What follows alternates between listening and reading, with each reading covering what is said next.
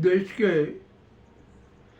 वरिष्ठ और महान पत्रकार, कहानीकार, उपन्यासकार, साहित्यकार और मानवीय संवेदनाओं की प्रस्तुति करने वाले महानायक मुंशी प्रेमचंद जी की जयंती पर उनका पुण्य स्मरण और उसी के साथ श्रद्धा सुमन राष्ट्रीय पत्रकार मोर्चा भारत के सभी सदस्यों की ओर से। प्रसंग है, अब जब आज मुंशी प्रेमचंद जी की जयंती का, तो हमें भी एक कहानी लिखने का सूझा। तो हम एक यहाँ पर भारत की एक कहानी आपको बता रहे, राजनीतिक कहानी। हमारा भारत अपने आप में बड़ा विचित्र राष्ट्र, अनेकता में एकता के दर्शन होते हैं, अनेक प्रकार की संस्कृतियों के दर्शन होते हैं, अनेक प्रकार के रूप स्वरूप हमारे यहाँ नजर आते हैं। अब यहाँ पर हमने देखा है कि हम किस तरीके से हमारे आज के हम 147 करोड़ नागरिक किस जीवन में जी रहे और कैसे जिएंगे, और हमारा भविष्य क्या होगा, इसके बारे में भी हमें गंभीरता से सोचना पड़ेगा। भारत का भविष्य क्या होगा, हमारे यहाँ के विधान, संविधान, हमारा सनातन धर्म, हमारी संस्कृति, मानवीय मूल्यों, संवेदनशीलता का क्या होगा। सब पर क्रूर प्रहार हो रहे हैं, सब पर इतने क्रूर प्रहार हो रहे हैं कि जिसकी कोई सीमा नहीं। और हमारे यहाँ की न्याय विधा को भी समाप्त करने का कर रहा, न्यायपालिका को बिल्कुल मिट्टी में मिलाने का षड्यंत्र रचे जा रहा। बड़ी विचित्र बात है। यहाँ पर हिंदुत्व के नाम पर क्या क्या नहीं हो रहा, और सत्तावादी राजनीति के लिए तो इस देश के साथ बहुत बड़ी गद्दारी हो रही। और हकीकत तो यह है कि हमारे देश में कदम कदम पर दरिंदे हैं, कदम कदम पर शिकारी हैं, कदम कदम पर शातिर गद्दार हैं, धोखेबाज हैं, टोपेबाज और जयचंद। अब ऐसे इन तत्वों से घिरे हुए भारत की स्थिति क्या होगी और हमारी स्थिति क्या होगी, हमारे संविधान और विधान की स्थिति क्या होगी, हमारे सनातन धर्म की स्थिति क्या होगी और हमारे अपने मूल्यों की स्थिति क्या होगी, इस पर गंभीरता से सोचना। मैं आज यहाँ पर एक कहानी के दो स्वरूप आपके सामने प्रस्तुत करना चाहूँगा। हमारा विधान, संविधान और तिरंगा हम 147 करोड़ जनता की आत्मा है, भारत के अस्तित्व की आत्मा है और जन जन की जो आत्मिक भावना है उसका एक रूप है। किंतु मज़ेदार बात तो यह है हो गई कि हमारे विधान, संविधान, न्याय विधा, सनातन धर्म, सामाजिक मूल्य, मानवीय मूल्य, सांस्कृतिक मूल्य, सब पर क्रूर हमले हो रहे हैं, क्रूर हत्या हो रही, उनकी लाश बिछाई जा रही है और उन्हीं लाशों पर अपने सत्तावादी धनवादी महल खड़े किए जा रहे हैं। और ये महल खड़े करने वाले कौन लोग हैं, इसका भी जरा देख लीजिए। एक तो नाजी गुजराती गैंग का स्वरूप हमारे सामने आता है, किसी से छिपा नहीं है, मैं अभी आगे बताऊंगा कि क्या हुआ। और दूसरा एक हमारे जो संस्कृति, सभ्यता, हिंदू धर्म, हिंदुत्व के ठेकेदार हैं, एक वो भी, उनका भी चेहरा हमारे सामने। और यहाँ पर हमारे जो मीडिया है ना, जो संवाद पालिका जिसको हम कहते हैं, उसका घिनौना स्वरूप, इतना घिनौना स्वरूप कि हमारे सामने आता है कि बड़ी दिक्कत होती। यहाँ पर जो पूंजी तंत्र, धनतंत्र जो है, कुछ पूंजीपतियों का 10% संपन्नों का अधिकार है देश पर, संपत्ति पर। यहाँ पर धन धरती का समान वितरण है, उसको समाप्त करने की कोई बात नहीं करता। सब अपने अपने स्वार्थ में लगे हुए हैं। किसी को देश की चिंता नहीं, जनता की चिंता नहीं, व्यवस्था की चिंता नहीं, सनातन धर्म की चिंता नहीं। और सच तो यह है, कड़वी बात कह दूं, कि यहाँ पर सत्य की, मानवता की, संस्कृति की, सनातन धर्म की शव यात्रा निकालने पर सब व्यस्त है। सबका यही लक्ष्य है कि बस शव यात्रा निकालो तो राम नाम सत्य करो। ये एक बहुत बड़ा चरित्र हमारे सामने आया। और यहाँ पर झूठवाद, फेकवाद, जुमलावाद, नाजीवाद, धनवाद और भी न जाने कौन कौन से वाद यहाँ पर सक्रिय रहेंगे। अब क्या कर सकते हैं। चलिए, ये भी जो है, ये कोई परिकल्पना नहीं है, जो हकीकत में हो रहा है ना, हम उसी की बात करें। तो आज हम यहाँ पर सिर्फ अभी इस कहानी के में 2 अध्याय जोड़, एक ये नाजी गैंग है, महाअहंकारी गैंग है, देश की हत्या करने वाली गैंग है, देश को बेचने वाली गैंग है, संविधान की हत्या करने वाली गैंग है, विधान की हत्या करने वाली गैंग है।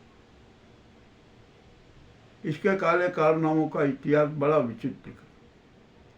तो हम सबसे पहले यहाँ पर इनके इतिहास के काले कारनामों का विवरण दे देते हैं। इस काली गैंग का, इस घिनौनी गैंग का एक ही लक्ष्य है कि किसी भी हालत में देश की हत्या कर दी जाए, विधान और संविधान की हत्या कर दी जाए, जनमत की हत्या कर दी जाए, जनतंत्र की हत्या कर दी जाए, सनातन धर्म की हत्या कर दी जाए, न्याय विधा है ना, न्याय व्यवस्था है, उसकी हत्या कर दी जाए, और बस सब 90% जनता की भी क्रूर हत्या कर दी जाए। सारा साम्राज्य हम 10% लोगों के हाथ में। ये एक सच्ची घटना है, कोई मैं कल्पना नहीं कर रहा हूँ, परिकल्पना भी नहीं है, ये जो घटित हो रहा है। और यहाँ पर अब तो भारत को गिरवे रखा जा रहा है। ये भी एक कड़वी बात है। अडानी, अंबानी और कारपोरेट जगत और धन कुबेर है ना, उनके यहाँ गिरवे रखा जा रहा है। सब कुछ उनको सुझा के ऐसा लगता है कि अब भारत का नाम है ना, अडानी इंडिया, अब Ambani India, corporate India, Nazi India, ये करने की तैयारी चल रही है।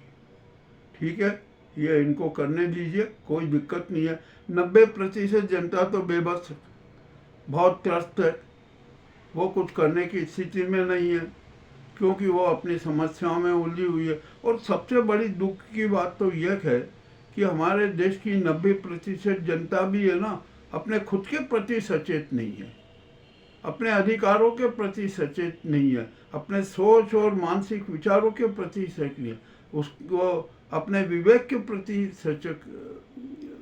सजग नहीं है। उसको अपने विवेक के प्रति सजग होना पड़ेगा, तो यह बहुत जरूरी है। और विवेक नकारात्मक नहीं, सकारात्मक विवेक के प्रति सचेत होना होगा। अपने अधिकारों के लिए, देश की रक्षा के लिए, राष्ट्र की रक्षा के लिए, संविधान, विधान, सनातन धर्म, मानवीय मूल्यों और हिंदुस्तान की रक्षा के लिए, सीमाओं की रक्षा के लिए एक होना पड़ेगा, जन क्रांति करना पड़ेगी। और जन क्रांति के माध्यम से ये जितने भी देशद्रोही गद्दारों, स्वदेशी आतंकियों, इनके जो सारे जाल है ना, इनको नष्ट करना पड़ेगा। जब तक जनता 90% जनता सड़कों पर नहीं उतरेगी ना, तब तक कुछ भी नहीं होगा। आप हम यहाँ देख रहे हैं ना, संसद में क्या हालत है। संसद में झूठ बोला जा रहा है, अपना अहंकार जताया जा रहा है, देश की जनता की भावनाओं को नकारा जा रहा है, उनके शव पर उनको शव बनाकर अपने सत्तावादी महल कर रहे हैं। ये कोई यहाँ पर नॉन बायोलॉजिकल हो गया, कोई स्वघोषित विश्व गुरु हो गया, कोई षड्यंत्र गुरु हो गया, और न जाने कितने कितने प्रकार के यहाँ पर स्वघोषित गुरु हो गए। ये भी हमारे सामने है, ये भी एक कहानी का एक स्वरूप। अब यहाँ पर क्या करना पड़ेगा हमें, स्पष्ट बात है 90% जनता को मैदान में आकर जन क्रांति करना पड़ेगी। यदि जन क्रांति नहीं की गई ना, तो ये नाजी कोकरी गुजराती गैंग हमारे हड्डियों तक को खा जाएगी, हड्डियों का भी चूर्ण बनाकर अपने उदर में समा लेगी। ये मैं आपको स्पष्ट घोषणा कर रहा हूँ, इसके संकेत हमें साफ मिल रहे हैं। अब जो भी होगा, ये कहानी है, एक छोटी सी कहानी, अभी कुछ नहीं है, कहानी बड़ी लंबी है, बहुत लंबा इतिहास लिखना पड़ेगा, क्योंकि इन गद्दारों के, इन देशद्रोहियों के, समाजद्रोहियों के, सनातन धर्म के द्रोहियों के काले इतिहास बहुत लंबे हैं, बहुत लंबे लंबे इतिहास हैं इनके चेहरे पर अनेक, एक नहीं, दो नहीं, हजारों मुखौटे लगे हुए हैं। ये गद्दारी करने में नहीं चूकते, कि षड्यंत्रपूर्वक कार्य करते हैं, सबकी हत्या कर देते हैं, इनको किसी प्रकार की चिंता नहीं है। इन्होंने जो ये सफ़ेद खटमल भी पाल रखे हैं ना, अफसरनुमा, इनको भी खुली आज़ादी दे रखी है, और वे हमारा खून चूस कर, राष्ट्र का खून चूस कर सुर्ख हो गए। ये भी कोई गलत बात नहीं है, आप भी सब जानते हैं, मैं भी जानता हूँ। चलिए, ये तो एक बड़ी विचित्र कहानी है, ये तो सिर्फ कहानी की भूमिका है, अभी कहानी की प्रस्तुति नहीं दी है, ये तो सिर्फ एक भूमिका बताई जा रही है। और एक दूसरी भूमिका और है, यह नाजी गैंग, अहंकारी गैंग देश की न्याय व्यवस्था को समाप्त करना चाहती है, उसके छव पर अपने सत्तावादी महल खड़े करना चाहती है। ये कोई परिकल्पना नहीं है, मैं आपको उदाहरण देता हूँ, मैं आपके सामने कुछ बातें रखता हूँ। हमारे न्यायपालिका में कॉलेजियम सिस्टम है, कॉलेजियम सिस्टम के अनुसार नए नए न्यायाधीशों की नियुक्ति के अनुशंसा पूरी भेजे गई सरकार। आज तक सरकार ने उसको स्वीकृति नहीं दी। उसका मकसद ये था कि जो ये सूची आई है पक्षपातपूर्ण है, वरीयता क्रम को छोड़ी हुई है, पर ऐसा कुछ भी नहीं है। यहाँ पर लक्ष्य दूसरा क्या है, वे ये नाजी गैंग, कोकनी गैंग और जो ये राजद्रोहियों की गैंग है ना, ये चाहती है कि न्यायपालिका में सीजेआई से लेकर जो भी जितने भी अन्य न्यायाधीशों की नियुक्ति हो, वो हमारे गुलाम रहे, हमारे बंधुआ मजदूर रहे, वह हम उन पर प्रभावित करें, हम उन पर अधिकार करें, हमारा शासन उन पर चले। ये न्याय विधा की प्रक्रिया को नष्ट करने का एक षड्यंत्र रचा जा रहा है। आप उठा के देख लीजिए, आप सुप्रीम कोर्ट से पूछ लीजिए, सुप्रीम कोर्ट ने जो नियुक्तियाँ जारी की सूची जारी की थी न्यायाधीशों की, उस पर आज तक कार्रवाई नहीं, और सरकार ने वो पेंडिंग ही रख दी, बिल्कुल पेंडिंग रख दी, कोई मतलब ही नहीं है। और जब तक ये सीजेआई गवाही जी है ना, जब तक तो सरकार डरी हुई है कि अरे सीजेआई गवाही कौन कौन से निर्णय दे देंगे, वो हमारे गले की फांस बन जाएगी। अब तीसरी बात, एक तीसरी भूमिका कि यहाँ पर ये चुनाव आयोग है, वो संवैधानिक संस्था है ना, परंतु वो संवैधानिक संस्था नहीं होकर वो तो नाजी गैंग की जेबी संस्था बन गई, उनकी बंधुआ संस्था बन गई, प्रजातंत्र की हत्या करने वाला आयोग बन गया, जनमत की हत्या करने वाला आयोग बन गया, और एक बहुत बड़ा नाटक किया। मैं यहाँ पर अभी कुछ जो निर्णय बताना नहीं चाहता, कुछ बाद में भी बात करेंगे। अभी तो हमने यहाँ पर देखा कि बिहार में चुनाव होने वाले, बंगाल में होंगे, तमिलनाडु में होंगे, वहाँ होंगे, तो उसके पहले उन्होंने एक बहुत बड़ा नाटक खेल दिया। बिहार में SIR लागू कर दी। SIR का मतलब क्या है कि आप हम देश के नागरिकों की जो नागरिकता की पहचान करेंगे, उसके बाद में मतदाता सूची बनाइए, कुछ भी कोई दिक्कत नहीं, और होना भी चाहिए ऐसा कि भारत का नागरिक ही मतदाता रहे, मतदाता सूची में शरीक हो, ये तो बात जमती है। परंतु आप इन चुनाव के वक्त ये कर, और फिर आपको नागरिकता का परीक्षण करने का अधिकार चुनाव आयोग को है ही नहीं, तो वो कैसे कर रहा है? अरे आपको आधार कार्ड मान्य करना पड़ेगा, राशन कार्ड मान्य करना पड़ेगा।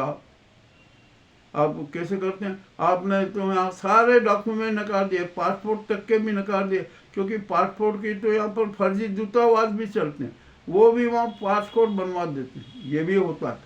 अब यहाँ पर आया है, अभी चुनाव आयोग ने एक नया सगोफा छोड़ा कि 65 करोड़